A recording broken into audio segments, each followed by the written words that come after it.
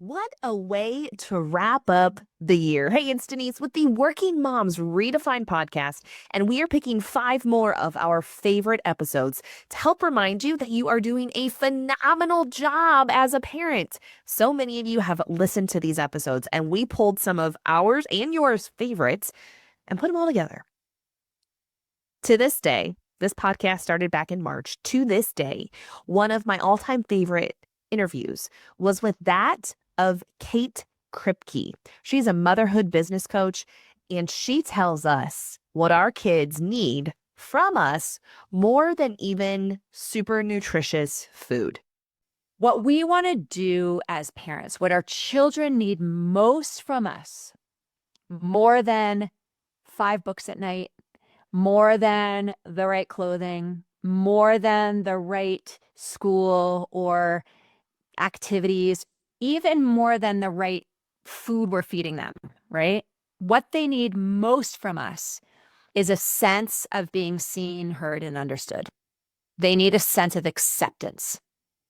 And a secure parent, and let's just talk about mothers, a secure mother is that mother who is healthy enough inside of herself to be able to stay psychologically and emotionally steady while all that crap is happening.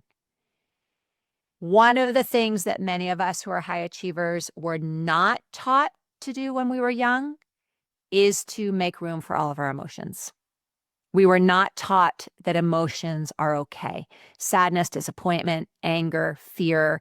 Again, not necessarily because we had a parent saying, I'll give you something to cry about. Some of us may have had that parent, but we may have had a parent who was not able in his or her, take our own mothers for a moment, her own capacity to tolerate her own emotional discomfort, that when we were unemotionally uncomfortable, she would feel uncomfortable. And then the only way to take care of herself was to tell us as her child to stop crying, to stop being angry. And that might sound like it's not a big deal, just find new friends, or, just look at the positive, or here's a lollipop, or, whatever the thing is. We were taught that sitting in and feeling uncomfortable emotion meant that there was something wrong with us, that something bad was happening.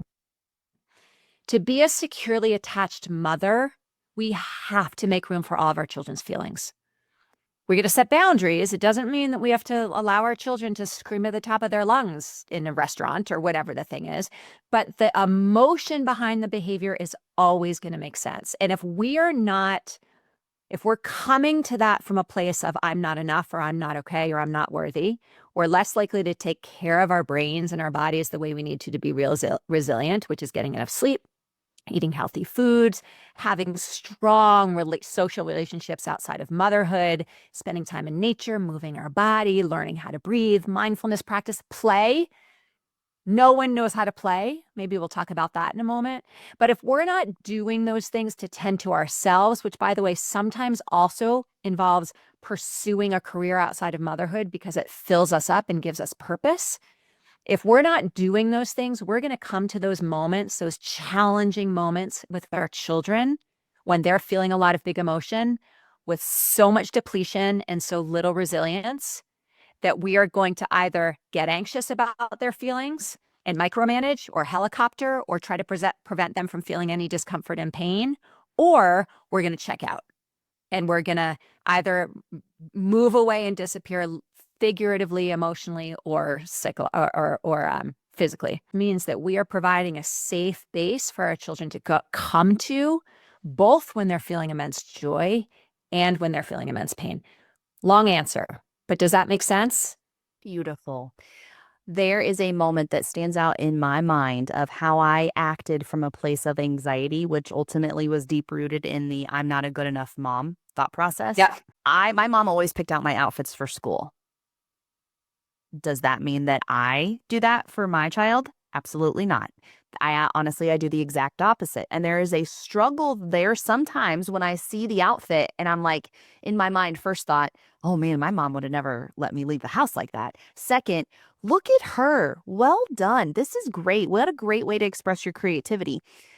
And I don't correct her in saying, like, you can't wear that. Go change. Is that hard for me? Absolutely. How did I get to the point to not let her? I messed up. And there was a time where I said, oh, Sydney, you can't wear that.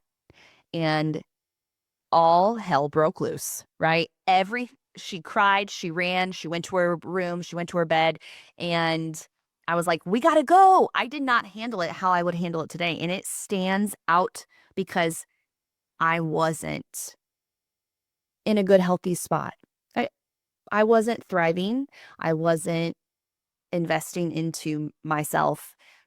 When I think about to my son, the concept that you had shared about our kids they think and are connected science based from 0 to 3. They think that we are the same. I struggled really hard with my son from 0 to 3 months. I mean, he cried all the time, angry, all of those things. When you said that comment, I instantly looked back and thought, well, of course he was, because I was angry and I was upset and I was experiencing. So how could he not feel what I was feeling? Exactly right. Not that no, it doesn't deflate the experience at all, but man, it almost makes it better for me to look back and say, and give him grace and not look at him and be mad for, you stole the maternity leave that I expected to have away from me.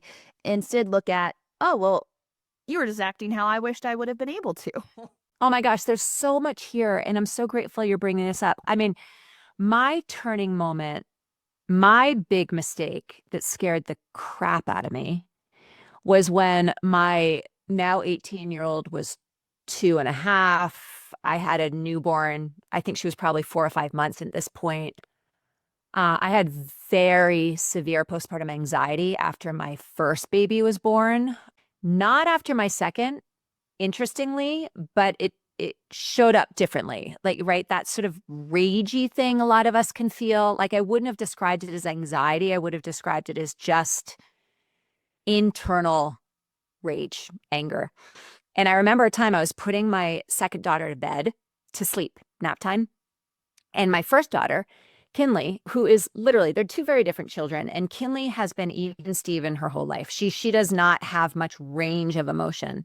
My second daughter really likes to feel her emotion.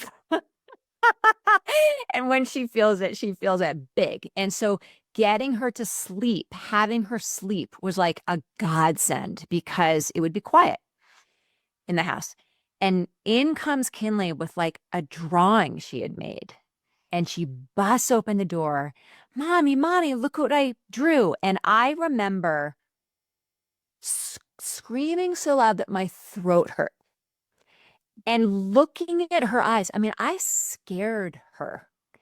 And I was like, what am I working for here? The perfect household where your child naps between 1 and 3 p.m. every day because that's when they're supposed to nap, quote unquote. The perfectly well-behaved child who never disturbs me when I'm putting I just realized in that moment, like, wow, I am so far off course here from how I want to feel in motherhood because I was following these rigid rules and how my children needed to be behaving in order for me to feel like a good mom. I think we all get caught in this, but it reminds me a little bit of something I use in my work a lot and with myself is this statement, which by the way requires self-compassion. It requires vulnerability. It requires a willing to feel a lot of emotional discomfort to acknowledge this. But you know this as much as I do, Denise. We can't change anything we can't see.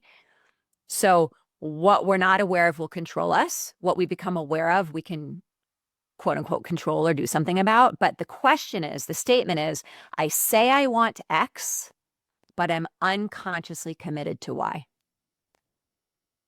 I say I want beautiful, strong, healthy relationships with my children, but I'm unconsciously committed to prioritizing getting everything right to feeling the way I want to feel. I say, and we can do this in other ways. I say I want to feel better in my body. I say I want to be exercising more. I'm unconsciously committed to feeling like crap. And again, it's the same idea. It's like the results of our life, they're going to show us what we're committed to. They're not going to show us what we want. They're going to show us what we're committed to.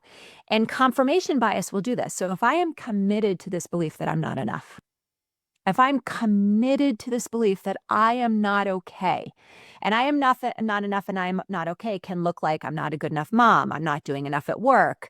My children aren't well enough behaved. I'm not like all of those things. There's something wrong with my child. There's something wrong with me. If I am so committed to those beliefs that I think that they're fact, I am going to think, feel, and act in that pipeline we talked about a few minutes ago in a way that's going to make the results of my life a direct mirror of that.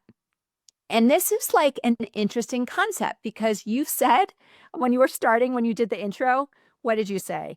You said, we expect ourselves to perform at 100%. I actually want me and you and all of our listeners to take 100% responsibility for our part in our lives, but not 101%. Not 99%, not 101%. Many of us who say, I have to show up as 100% at work or at home, we're actually expecting us to show up as 100% plus some of the other people's 100%, right? Not just owning our part, but taking responsibility for everybody else's stuff. That is not possible. So all of this is so fascinating because we may be moving through our lives not really paying attention to all of these things that are under the surface. And when I use the word unconscious, really what I'm talking about is our hardwiring. What are we doing? How are we thinking that's so habitual? It's so hardwired. It's so familiar to us that we are not even aware that we're doing it. I know I'm not the only one that has teared up listening to you in the time that we've already spent. So if that is you, listener, you're not alone. Community happens when we have these conversations together. And like you said, emotions have more to the story. It's like, for me, I feel seen. I feel as if there is hope. I feel as if it's okay to not continue at the level in which I think I need to. I want to go back to your definition of confidence. What is that? Yeah. Thank you for reminding me. Confidence, the opposite of fear is not safety. It's confidence. Confidence as defined as I am okay. And I want to break this down to literally the baseline of what we're talking about. I am breathing. I am breathing. I am here. I am alive. I am moving forward. I am okay. Confidence means I can feel hard things and still be okay. I can feel angry, disappointed, sad, angry, frustrated. I can make mistakes. I can do things that I regret later. I can feel totally incompetent. I can feel totally lost and uncertain and not know the answer and still be okay. That's confidence. Such a good interview with Kate. Another episode that so many of you messaged me about in asking, hey, can I have the questions that you asked Jeremy on your episode? It was phenomenal. I feel like I've said that word a lot now. Either way, a lot of you loved that and you took those questions and you asked that with your partner. Well done.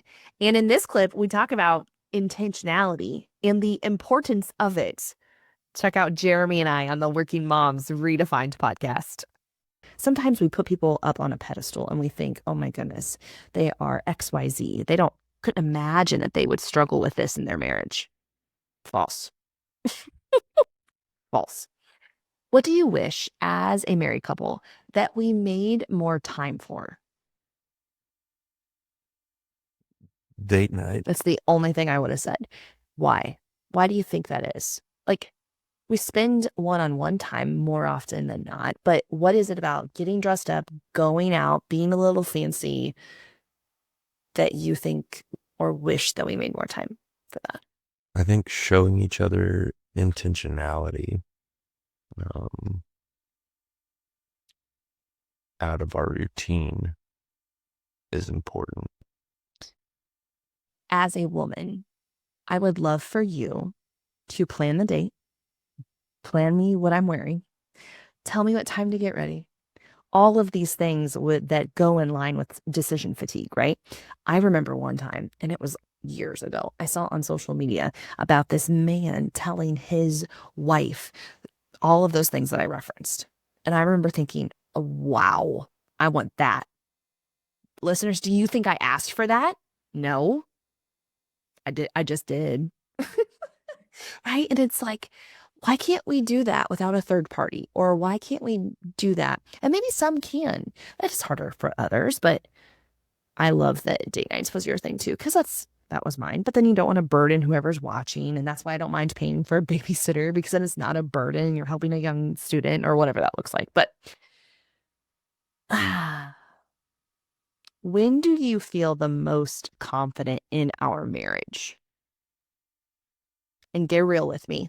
Like, tell me the truth. I think I know the answer, but I want to see if you're going to be really deep and honest. All right, give me the question one more time. When do you feel most confident in our relationship and our marriage?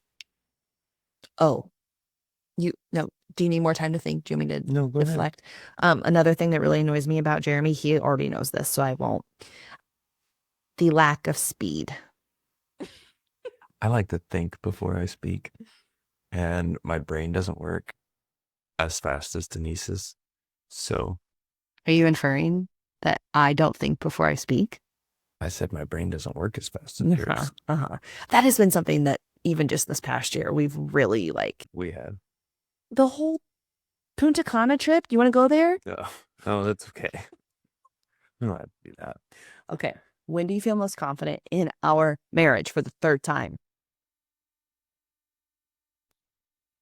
I want to say when we're relaxing together, spending time with each other intentionally, just you and I. Mm-hmm. If there's giggles right now in your mind, it's because his love language is physical touch. And that was a very roundabout way of saying, When I rub your feet. sure. Okay, what makes you feel unsure or distance between the two of us? Again, physical touch. When we're not. When we haven't been able to talk a lot and fill each other in, Yeah. it really it feels distant. That's interesting, because I would have totally thought that you would have said when we don't have sex as often as you would like. I mean that too, but I'm proud of you for going to conversation first. Give me straight up answer. Is that 100% truthful? Like that. yes. Okay. See, this is fun. I'm learning some things too. Oh. Okay. Last thing in regards to marriage, maybe. You know what? Don't hold me to it. We're not going to get into this now, but it will be a great conversation for down the road. How do you think that couples would benefit from marriage counseling while using examples from when you and I did it for, 9 months? Yeah. There are so many different aspects of your marriage that you would benefit from counseling in. Look at those eyes. They got big. It really opened up a whole new world as far as being able to communicate to each other our needs, our feelings in a nice way, and being able to validate each other's feelings. Are you saying that sometimes I'm mean? No, I'd never say that. I am. Sometimes I'm mean. But so are you. And so are you. And sometimes I'm really nice. We can both be very direct at times, and sometimes we need to curb that. And I think we've been doing a very good job. For those of you who are into knowledge about people and assessments, so DISC personality styles, and I'm telling you all of this to better explain our energy or our vibe towards one another. I am an IS and you are a CS, right? I don't remember.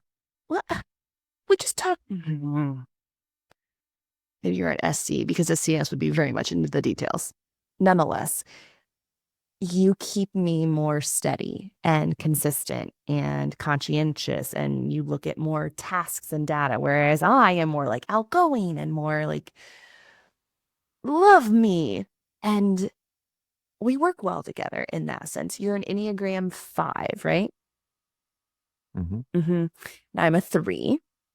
And you haven't done human design yet. Nonetheless, I share all of those things to give you a better understanding as to who we are and why we work and at the same time don't work. Like sometimes we don't work. And previously we didn't talk about it. And now we do.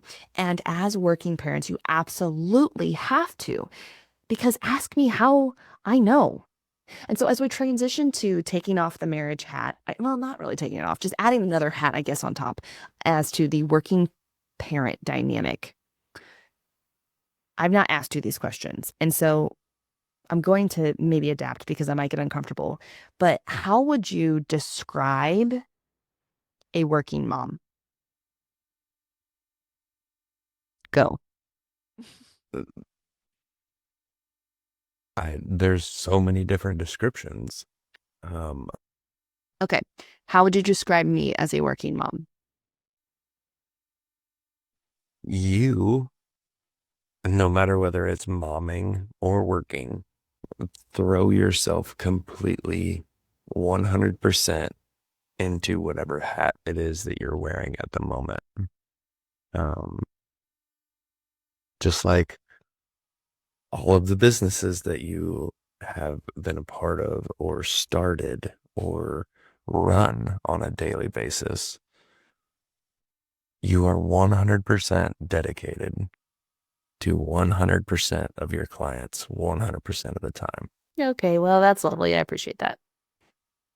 But as soon as you're home, you are 100% dedicated to 100% of us in this house.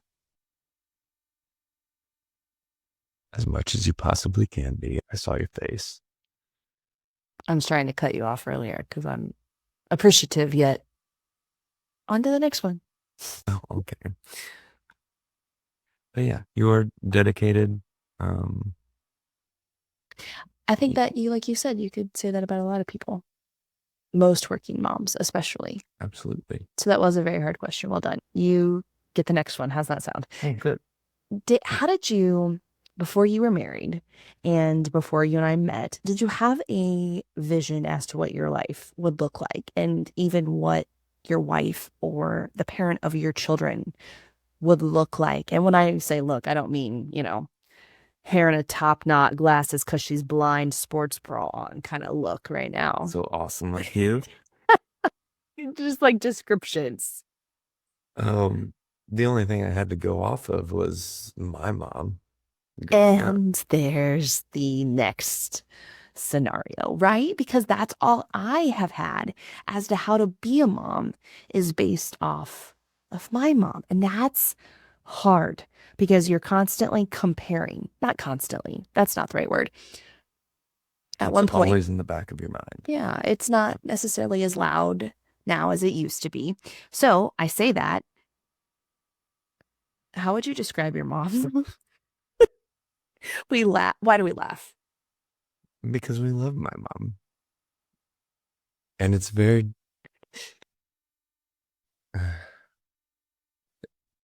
it's it's a very different dynamic what I grew up in than what we're providing for our kids. And the relationship that we have between us and them.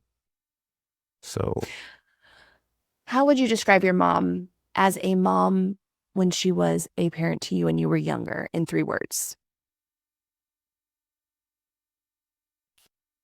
she did it all. Did it all. Uh-huh. Did it all. 3 words. Okay, that's cool. So is that what you were looking for? Someone to do it all? I think so. How'd that work out for you? It really changed my outlook How so? because I realized that that's just not healthy. Mm. It's a very respectful way to put it because I didn't know how you were going to go there. And yet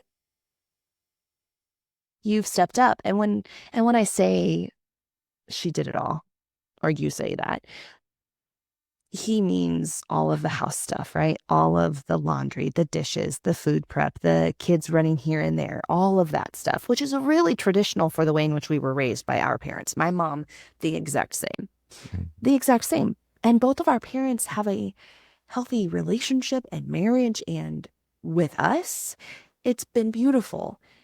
And yet I knew that I was going to need someone as a partner to help with everything.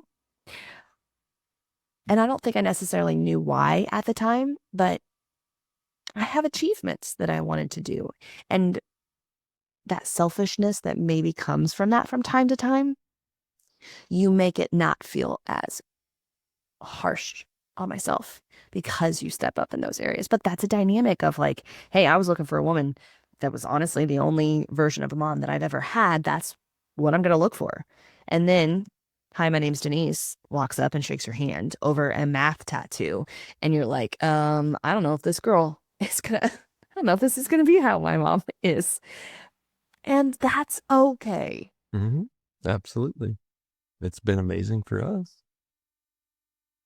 Percent amazing out of 100. I mean, I think we're high 90s. Okay.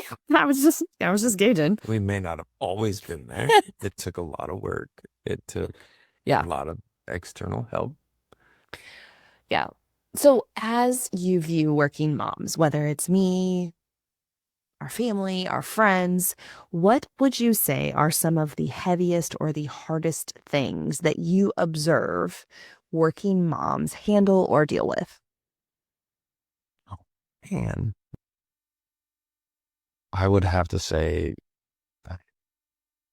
with you especially, trying to find that perfect line between working and momming and being okay with the one that you choose at the time. That was very wise. Do you have any advice as to how to be okay with choosing the one that we do at the time?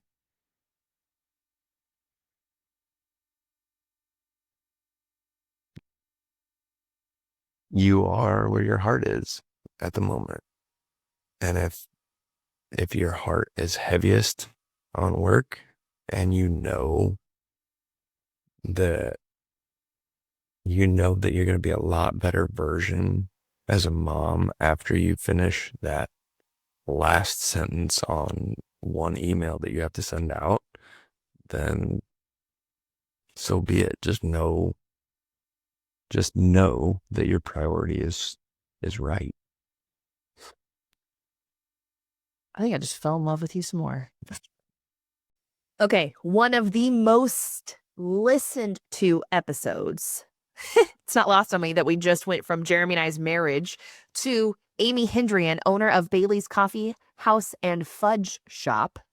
And she talks about divorce and what that looks like with 3 kids and growing into yourself and being respectful and managing hard conversations. One of the episodes that completely blew out the analytics. Check this one out.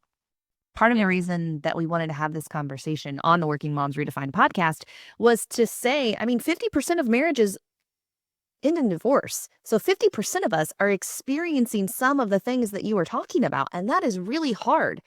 Then add on all of these other facets in your life: friends, kids, family, business owner, aspirations, all of these other things that make each of us us.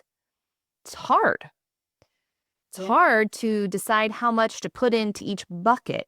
And you talk about how you are challenged from time to time deciding how to balance your buckets. What does that look like for you today? Oh gosh. My balancing since we've had conversations has I definitely it's improved. Because again, I try to take care of everybody. I want to see everybody. I want to be with everybody. You know, I want to have time with just my kids. I want to have time with my family. I want to have time with my friends. I want to have time with myself. You know, like there's all, you know, and then also I'm running a business. So then I have all of those buckets and all of those hats to wear. And I think that I'm starting to find more of a system because I'm realizing that if I'm not taking care of me and the things that are most important to me, I can't take care of you and I can't take care of them and I can't, you know, it's so I'm trying to really find that balance in when I have my kids from day one. This was the easiest bucket because when I have my kids, I'm with my kids. Like even, you know, scheduling time with a friend, I'll be like, let me look at my schedule because if you know, give me some dates that work for you. But I'll have to look because if I have my children, I will not go out to dinner with you while I'm having, you know, like leave my children at home or leave them with someone because of having them 50% of the time. I soak up all the amount of that 50% that I possibly can. So there's that balance of right away, friends, family, depends. Do I have my kids? Do I not? And especially even like with work. Um, a couple months ago, I think it was, my daughter had a soccer game and I was making out my schedule and there was not enough people. It was not my weekend, so it was dad's custody. Okay. But full-time mom, right? So we're still going to the soccer game, but I did not have enough employees that would be able to work because they had things that they wanted to do too. And I had to close my shop that day because my child will be more important in watching her soccer game. That's the balance that I have is the shop will be closed. And I, you know, I hope and really do feel like my community at Bailey's understands my children come first because it's always been that way since I've taken ownership. But I think just trying to schedule in those moments and scheduling them in advance. You know, you see these memes all the time where it's like, you know, I'll see you 2 years on, you know, Tuesday, January 25th. Like, yep, that's sometimes what you have to do. You have to schedule it out. But I definitely think that I'm finding a better balance when I'm with my kids, I'm not at work. And when I'm at work, I'm not with my kids. That's one thing that has been a really hard balance and a hard buckets to kind of to fill because when you're with your kids, you're always thinking about work. And when you're at work, you're always thinking about your kids. But it's just having that, okay, like I know this is what my schedule is for today. I know that this is what I'm going to do. And then how can I fit in the rest to have that time? The time that I don't have my children is the time that I work on work things first. I schedule time with my friends. And I also, and not in this order, times I put myself first, which is very new for me. Even, you know, a while ago, I had someone say like, oh, you know, can you do dinner next Tuesday? Well, I could have, but I haven't had any Amy time for a long time because of soccer and everything else has consumed my life with my children. So Tuesday night actually is Amy's night, and Amy's going to take herself on a date. And Amy bought herself flowers that night, and she got herself dressed up that night. She took herself out to dinner that night, and it was a whole thing. It was a whole thing. But I did that instead of with a girlfriend because I knew I needed that time for me so that I could be a better parent, a better boss, a better mom. What does time for Amy look like? I love to read. I'm working on writing a book. The book that I'm working on writing, it's taking me down a path emotionally because it's very much it's my story. It's my story of how I got from there to here. And there's a lot of emotion that's tied into that. So that sometimes gets pushed to the back burner. But a lot of times for me, I take walks. I'm walking like about 3 miles every day. Sometimes I'll listen to music. Sometimes I'll listen to a podcast. Sometimes I don't take anything. And it's just my time just to think and just to kind of decompress. I'll call my mom, talk to my mom on the phone. To me, that's self-care. It's not necessarily going getting pedicure. Sometimes it does look like that, going to dinner, buying yourself flowers. But those types of things are, at least with my schedule, few and far between. This type of stuff, that's realistic. That's realistic. And I can't wait to read your book. Oh my goodness. How fun will that be? The next time you'll be on here, we'll call you a published author, Amy Hendrian. Some of the points of frustrations, the push and pulls, that's every working mom. You know that. You relate to them. That's part of the reason why your Bailey's Coffee House and Fudge Shop is so successful is because people feel lighter when they leave there. You're the first person to spread cheer by giving them a cup of coffee in the wee early hours of the morning. And yet, how do you navigate those boundaries between work and motherhood? By first straight up saying, like, my kids come first no matter what? But from my perspective, at least, watching you navigate this, you don't feel guilty about it. Sometimes I feel guilty. Sometimes, and saying that out loud, like, I feel weird about it. I don't necessarily feel bad, but sometimes I think I choose work over kids.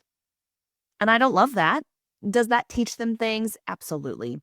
But just last night, I had an hour to myself. One child was going to be at basketball camp, the other one was at football practice, and Hudson looked me in the eyes and said, "But Mom, you're not going to my football practice?" And you want to talk about like heart-wrenching, pull my heart out.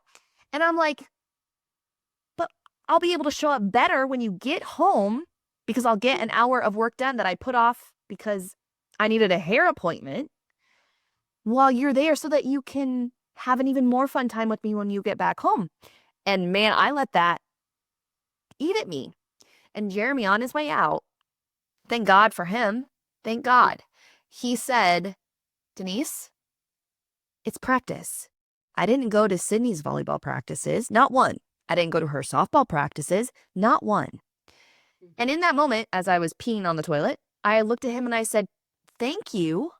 I wouldn't have gotten there." My brain literally was not going to go there. I went down that guilt and shame trap. Listening to you, you don't have that person to coach you right now, right? Mhm. That ex-husband who loves your kids as much as you do, there's not anybody going to love them the same way as that person.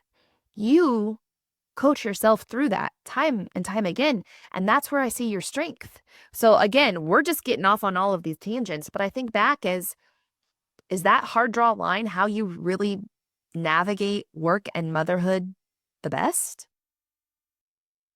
I think I have to, because if you look at it, even Jeremy as an example, and this might get some backlash, I don't know. This is how I feel. Men have it so different than women, because him saying, "Well, I didn't go to this and I didn't go to that," what dad does.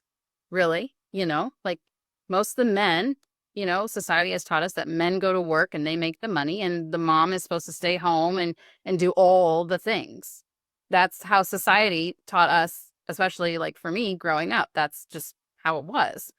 So now the whole part of the guilt being, the woman guilt is real. Mom guilt is real. And I have it. There are times I have it where I'm thinking, like Jefferson has a soccer tournament that's going to be in Florida in December. And I said, there's no way I can go. And that makes me feel guilty because my son's playing soccer and it's a big tournament and it's like a special opportunity for him. Also, the other side of my brain reminds me he's 13.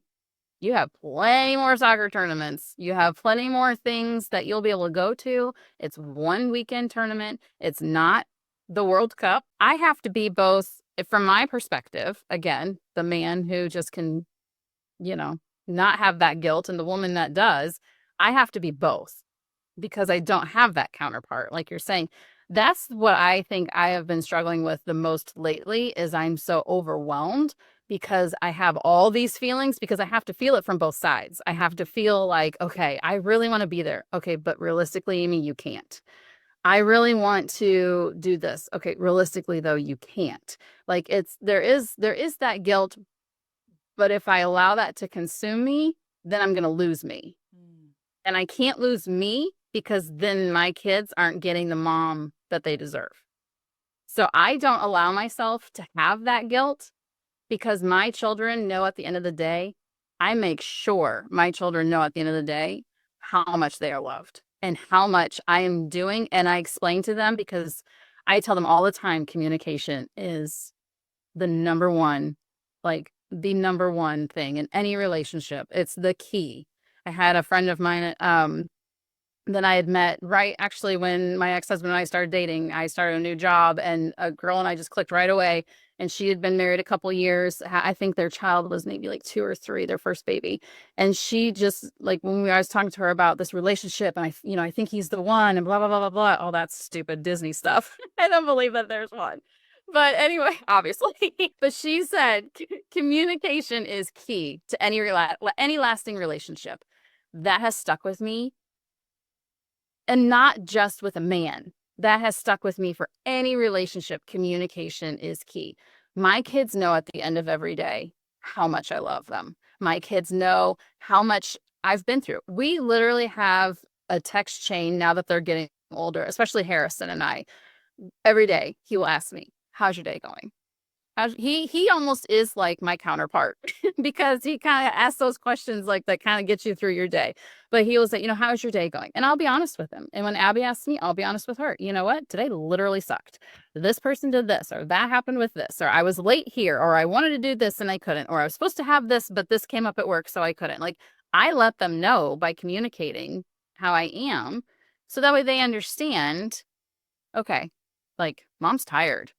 Like she's got mom's overwhelmed. How come, and then a lot of times, because I'm going to totally brag on my kids because they're amazing, they will ask, what can I do to help? Is there something I can do to help before you come home? Is there anything I can get going? Like, and now that Harry's driving, and I know once Abby gets her license next month, oh my gosh, she'll do the same thing. Like, can I run the store for you? Or like, what can I get so that we can help out? But I think that helps alleviate my guilt because I communicate with them.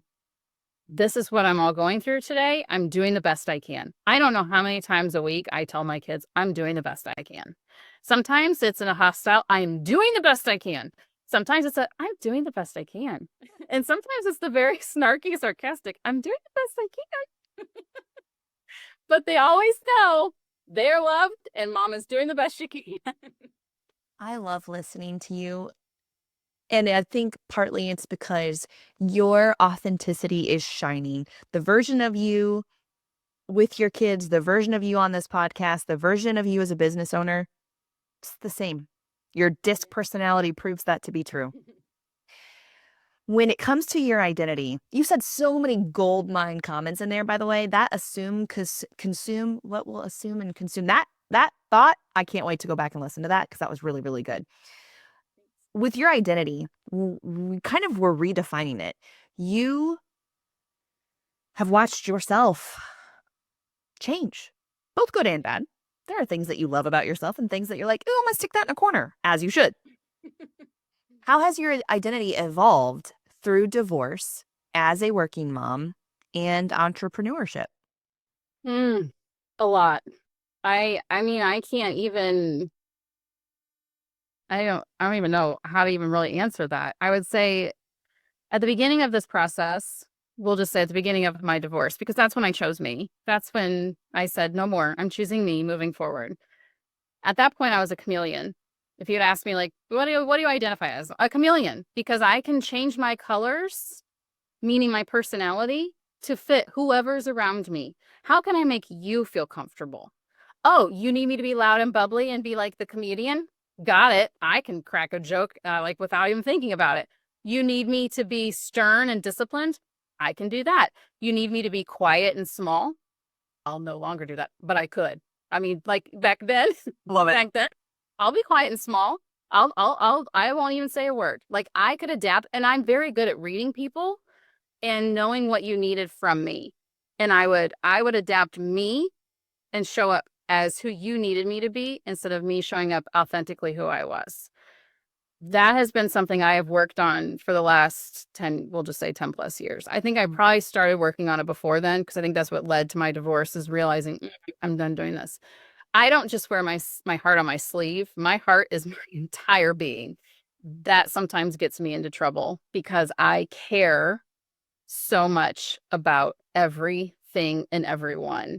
And I'm evolving now to, yes, I can still care about you, but that doesn't mean that I come last or that I come next. I can care about you while still taking care of myself. That is something that I've really evolved in trying to protect my peace, and being authentically me is allowing myself to care.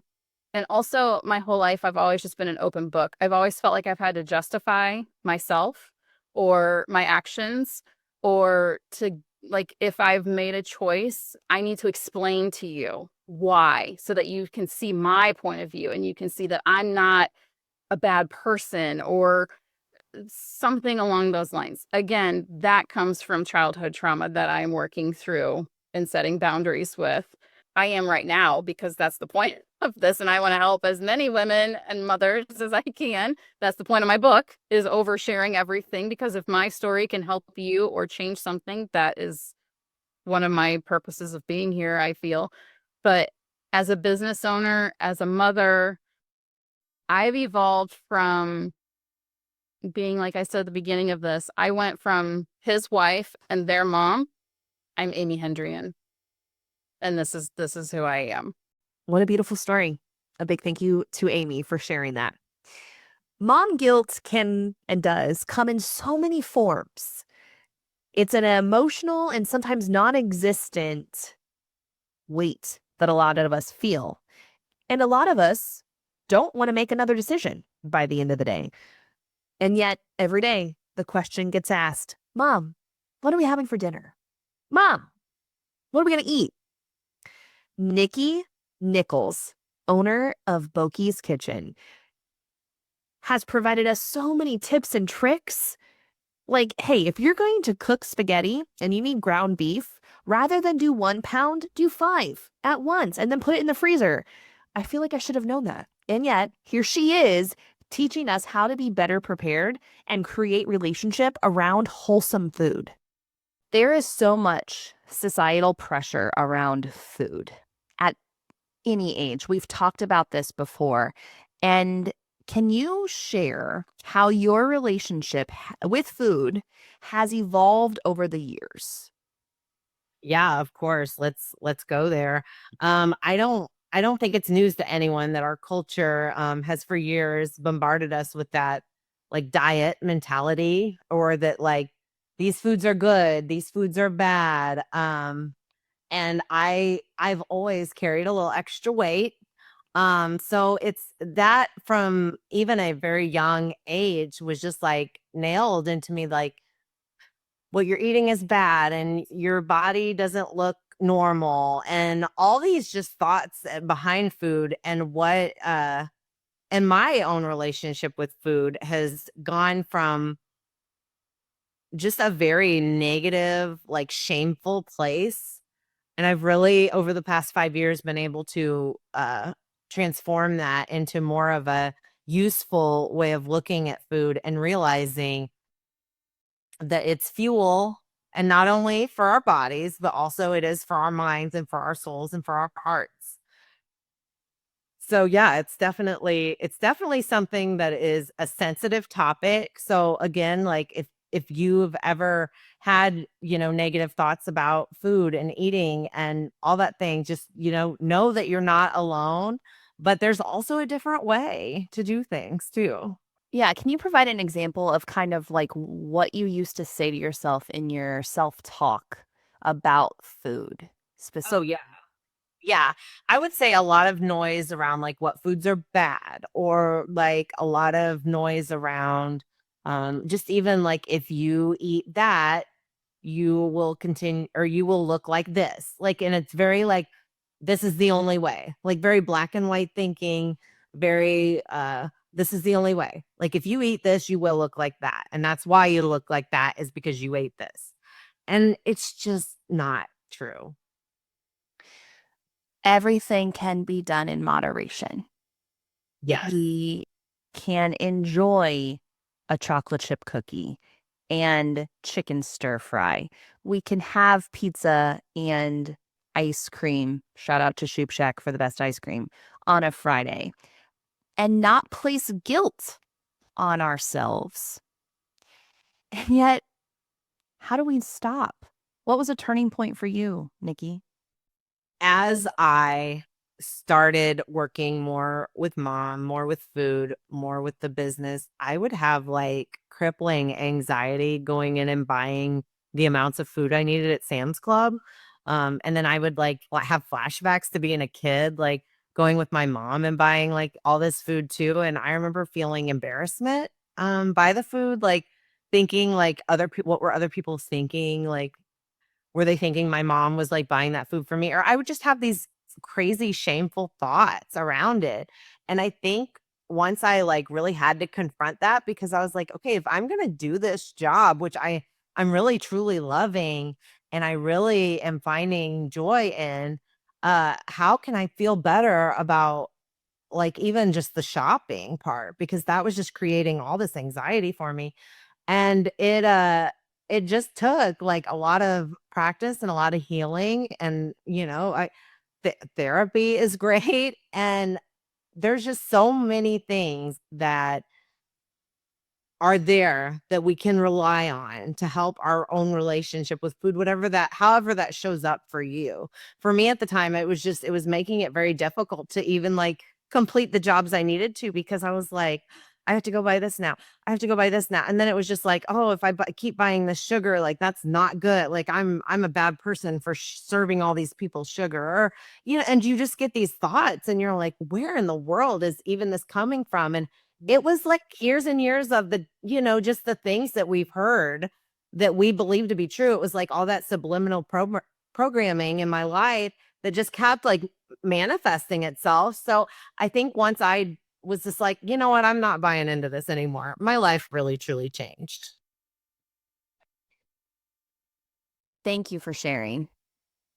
I can totally put myself in your shoes and know, I bet I would have thought the same thing, going grocery shopping. And because so many of us are recovering people pleasers, we consider what the eyeballs that we don't know are thinking.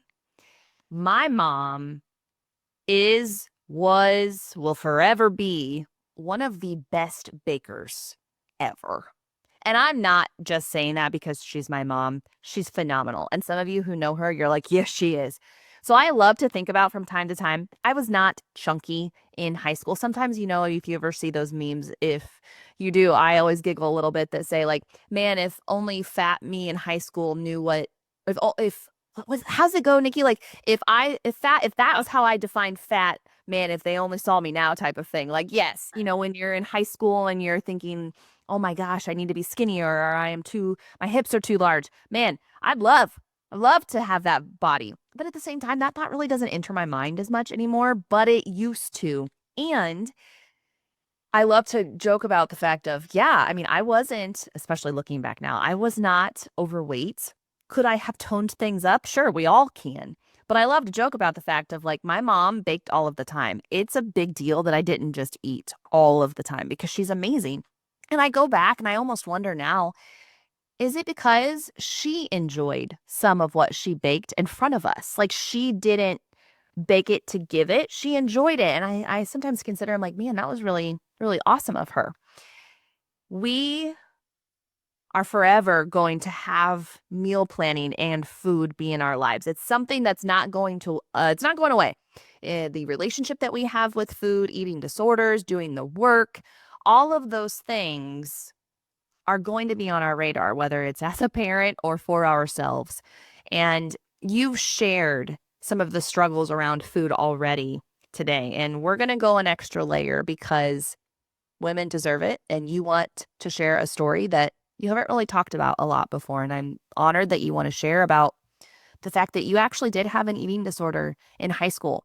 I'm going to preface this by saying I went to high school with Nikki.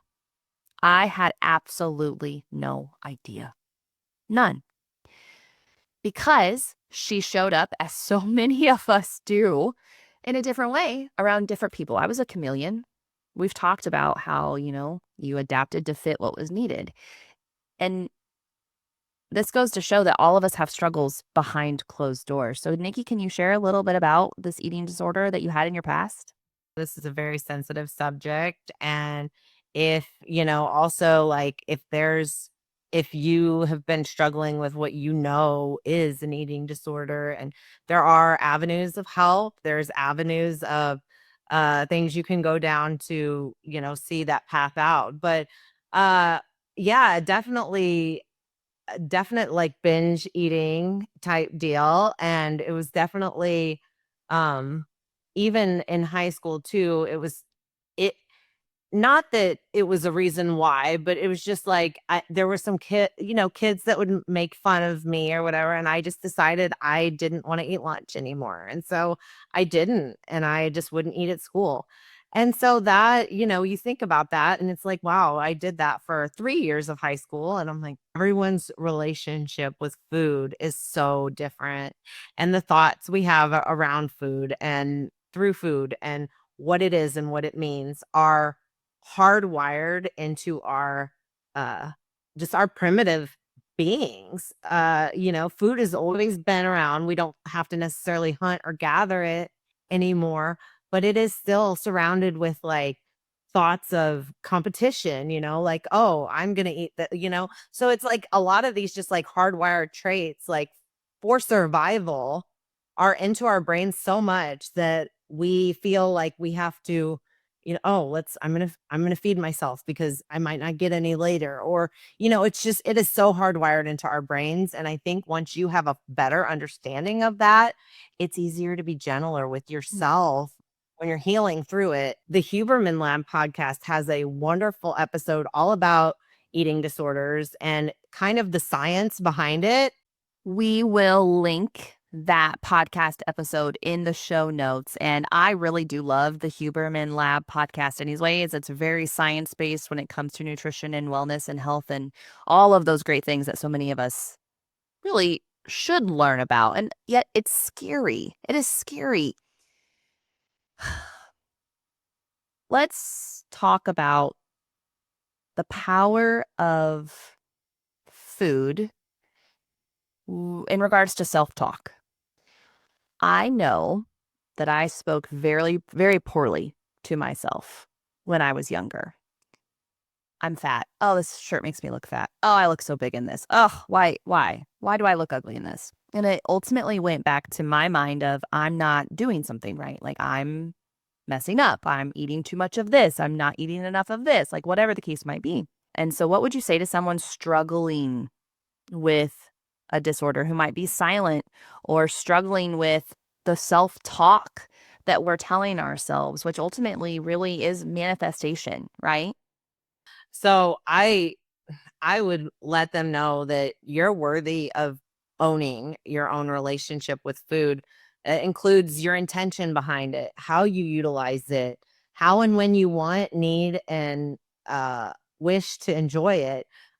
When I personally took ownership of that relationship, I was able to release over 30 years of shame around food, that I had been holding in about myself, that was passed from my mom. My mom never had anything great to say about her body either. She also had diet pills that I also took, like that. And I hate to say, Denise, even at a younger age, is what you mentioned. So that's what scares me, because I have young girls. And so, and who, you know what? Never heard me say anything like that about my own body. Maybe used to, like, as they were younger, but then they're so sweet to act that too, and to be like, Nikki, you're beautiful, or Nikki, like, look at you, or look at this part of you, or look at the, and it's just so um nourishing to hear that those things said, because it's like, this is proof that we still have so much work to do as a collective and as a culture around food, our relationship with food, and the messages we're sending to our children about food and the way it relates to how we view and look at our own bodies. And that reflects onto others, that because, like, when we're hard on ourselves and shaming ourselves, we will see that in other people too, or we'll assume, like, it's just thinking, like, assuming like fat people are bad, or you know what I mean, like it's just ridiculous things like that, where we make those associations somehow, some way we have, but this is what we've been taught. So it's like unlearning that and learning that we can own our own relationship with food and it doesn't have to be negative. A question that or topic that often gets brought up is around that of screens and what does it look like? What are the appropriate amounts? When should we do it? When should we not have screens? All of these questions. And I can be the first to tell you I'm not the person to answer that. But Tracy with Screen Sanity is. And we pulled a clip of hers to wrap up our episode recap. You have a motto called less screen time, more dream time. Oh, it's so powerful. What does it mean to you personally? Yeah, do you know that feeling that you get sometimes when you take a shower or you're driving and you just have zen space or flow? That's what it means to me, is that you can actually screens can be amazing. We're not anti-technology. Maximize the benefits, minimize the side effects. But we can become so saturated by it that we miss out on the places to just dream. I'm going to share a quick quote from Lin-Manuel Miranda, who's one of my favorites. But he says this quote, it was in GQ in 2016, but I think it really underscores a lot of how we think about this concept of dream time. He says, it's good to be bored. Time alone is the gift of self-entertainment, and that is the font of creativity. Because there's nothing better to spur creativity than a blank page or an empty bedroom. I have fond memories of pretending ninjas were going to come into every room of the house and thinking to myself, what's the best move to defend myself? How will I home alone these ninjas? Like Kevin from Home Alone. I was learning to create incredible flights of fancy. But in multiple situations, he said, gosh, if screens like this existed when I was a kid, I never would have developed the ability to do what I needed to do to then go on and write work such as Hamilton, because it just steals so much of that creativity and space. I'm imagining what our kids are thinking about when a screen is not in place. And I will be the first to admit, Tracy, I often find we have Friday pizza movie night, and they Yeah. very much look forward to that. And I know that part of that is because they are able to tune out the rest of the world and they zone in on this movie, which is great one night a week. I can't imagine it happening all of the time because that dream time then goes away. Yeah. It's scary because think of all of the wonderful ideas that you have thought of, whether the shower time was the perfect example when you're not distracted. And for our house, Hudson is singing at the top of his lungs and Sydney is figuring out her next hairstyle in the shower. Dream time doesn't have to happen when you're sleeping. It's really creativeness. And in addition to that concept of how do we get kids to ultimately be okay with being bored, what are some of the other key ways that you are really helping families bring that mission to life? Yeah, so Screen Sanity provides three main things: trainings, tools, and tips. Our biggest passion is to help each one of us moms and dads in the trenches, or grandmas and grandpas, aunties, whoever we are, to not be navigating this on our own. Because the biggest barrier in this is other kids around us, right? Like your school gave Sydney the laptop. That wasn't something you necessarily chose. Or all of a sudden, when Sydney or Hudson's friends start having certain apps, that's what puts the pressure on. And so we provide these different resources to help make it so that people can create new cultural norms. We have cultural norms around so many other things, like it's polite to open a door. These are put in place because it's intentional. How can we do these things well? And we just haven't. It's come so fast and furious. We haven't, as a society, created that. So some of our resources, the tips are things like podcasts or when we do media that you can just consume our social media. Tools are different resources we have on our website you can download to help with video games or things like that. And then trainings are more in-depth, in-person, ideally events. So things like our parent night kit, where any school, any church, any community group can come together, we say you just hit play. It's, totally packaged product for you. But then you can start to get a little bit of education, but also conversations with others around you so that you start to realize you're not the only one who wants to change the way that this is happening. And you're not the only one that is really dealing with some of these, dare I say, addiction to technology that our kids are experiencing. And so what are some of the biggest concerns that parents really come to you with? Yeah, I think it's all of the above. What's really interesting on this topic is most of the time parents will come to us when they've experienced some harm. I just found out that my child was selling their ADHD drugs on Snapchat, right? Or I just found out that my kiddo, sometimes as young as age 9, was looking at hardcore pornography. What do I do? So there are all sorts of different harms that people come for. But I think what's best is when people are able to come preventatively. You know, when your kid is in elementary school and you can never start too young, right? Actually, tech decisions start probably the day they're a newborn. Am I going to show their face on social media? What information am I going to give? Am I the one who's going to share that announcement, or did my mom or mother-in-law scoop me on it, right? You start even already having conversations around some of those norms. And so I think the earlier that you can come, the better.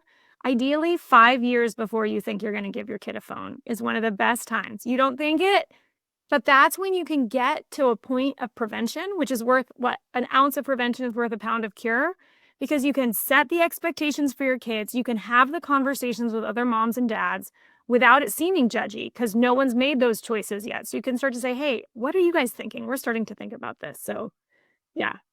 5 years before they are getting a phone. Brilliant.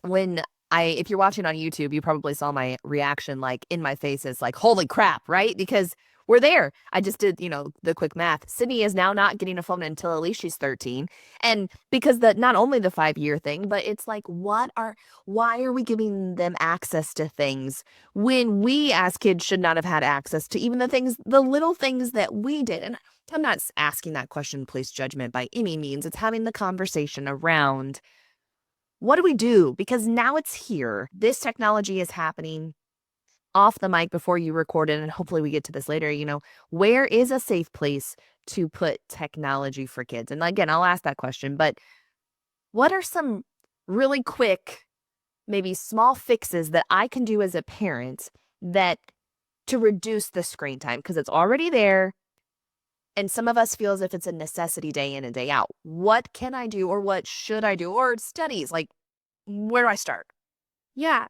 Well, I think one of the things is you can just downgrade in a good way the type of screen time that you have. So I'm sure we'll talk more about other tips and strategies for reducing screen time overall, but I understand we're busy. I mean, once this has gotten integrated into our life, we're busy parents. We have to cook dinner. We have to get the laundry done, things like that. No, first of all, we can say overall, how can you include your kids, right? So you could say, okay, great. Give them a job in some of those things. That's actually very identity forming. But I'll say if you're looking for some of the quick wins, instead of giving them a tablet, give both of your siblings an opportunity to watch the TV together.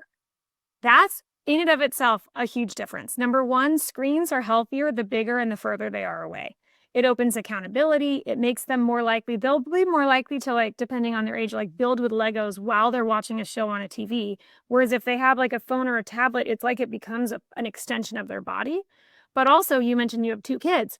If Hudson and Sydney actually have to choose together what they watch, that's causing, negotiation. And then they're co-viewing. If they're laughing at something, they're laughing together. They're more likely to develop some inside jokes. Another way of kind of downgrading the intensity of the screen time is to go to audiobooks.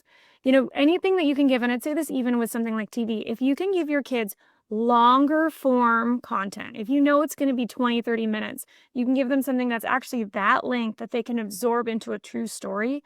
That is less dopamine hits than having them watch, 30,000 TikTok videos back to back.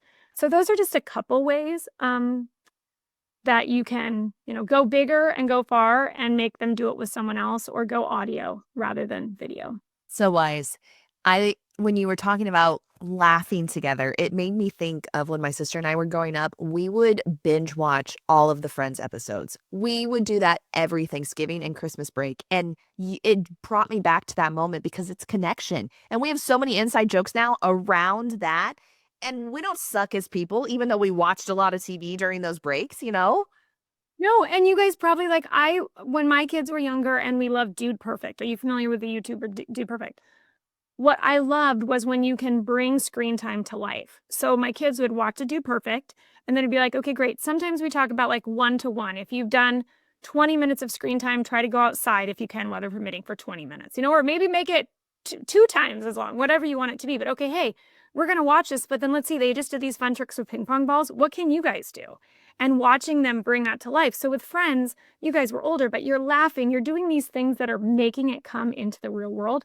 Just yesterday with one of my kids, he was throwing something and we started laughing about Buddy the elf when he had the snowball fight. So there's absolutely like mantras and meaning and identity that can come from these shared inside jokes and moments. And that is really special. while realizing that screen sanity is not saying no to technology and no to screens. I think maybe sometimes a perception is anyone that's going to teach me about technology is going to tell me it's bad, don't do it. Well, that's not you at all. It's how do we navigate a life now that it's going to be here and continue moving forward. But it's hard, and especially for those parents that maybe their kids have used screens more than they would like and they want to phase them out of the house. It's hard. It is hard. How can parents who have already gotten into the habit to avoid the overwhelm go about switching out the tablet in other ways, like you mentioned, to something else? Yeah. Can I emphasize first, it's hard. So, like you said, I'm not trying to say this is easy, but it is worth it. So it somewhat depends on the age of your kids. If your kids are older, one of the top recommendations that we have is starting with family values. This is going to take a while to implement, but starting with one that says, hey, maybe you go to your favorite restaurant or you do a fire pit in your backyard and you say, hey, what does it mean to be a foster? And kids throw out answers. And if you have young kids, it might be like, we love pizza or whatever. And it's just all ideas are good ideas situation. And then you maybe write them down, you put them on the fridge. It's not Pinterest worthy unless that gives you life, but there's no pressure to make it Pinterest worthy. And then you come back around to it a couple weeks later and you say, hey, like at dinner, you lead with vulnerability. You say, hey, you want to know what? I noticed the other day that I had one of our family values is creativity. So you should first call it out in your kid. Wow, I saw you being kind. I saw you being this. I saw you enjoying pizza, whatever it is. But then you can vulnerably say, hey, I noticed the other day that I had this creative idea and you want to know why I didn't do it? Because I got distracted by my phone. And I actually really wanted to do that. Does that ever happen to you? Now, this is more like if you have kids who are teenagers, right? And then your kids will actually probably say, yeah, actually, I've seen that too. And then you can start to have a conversation of like, I wonder what we should do. Maybe we can come up with certain hours or whatever. You can implement things that way. Another approach would be to apply it around the time of a transition. So maybe go on a vacation that's screen free. And then when you come back, say, hey, we're going to start to have some different policies. Or when summer starts, we hear a lot of people who say, hey, the first week of summer, they make it screen free. This, again, depends on the age of your kids. And I'm sure we'll talk later about it's not just about screen time, but it's also about how you use it. And then the other thing I would say is just know that it's going to take a minute. Our kids, like in anything, are going to test whether this is for real. And so know that the first few days, maybe first 3 to 5 days, 3 especially, are going to be hard. But then it's probably going to get a lot better. And you'll get used to it. So that little bit of pain is going to be worth it for the longer term. It's been a beautiful year. A year of the Working Moms Redefined podcast. And if you did not know, we have stickers. We have Working Moms Redefined stickers. And I had to get the person who thought of this idea on the podcast. Miss Sydney Talkett, welcome to the Working Moms Redefined podcast. Hello. What gave you the idea to say that mommy should have a sticker? Because you're the best podcaster I know. Am I the You're the best mom. Am I the only podcaster that you know? I think so. Okay. As you think back to a whole year of listening to the podcast, what have you enjoyed the most? Either you and Grandma or you and Daddy. Ooh, why did you like those? Because they're my family. Yeah. What is it that you want to say to all of the moms out there listening today? You can do hard things. She's right. You can do hard things.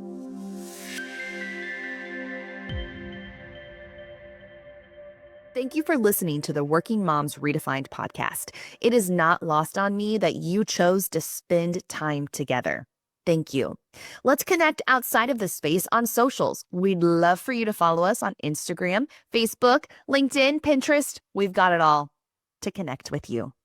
If you feel as if someone in your life could be impacted by this message, feel free to share it. That is the biggest compliment. As we part ways together, remember, you can do hard things.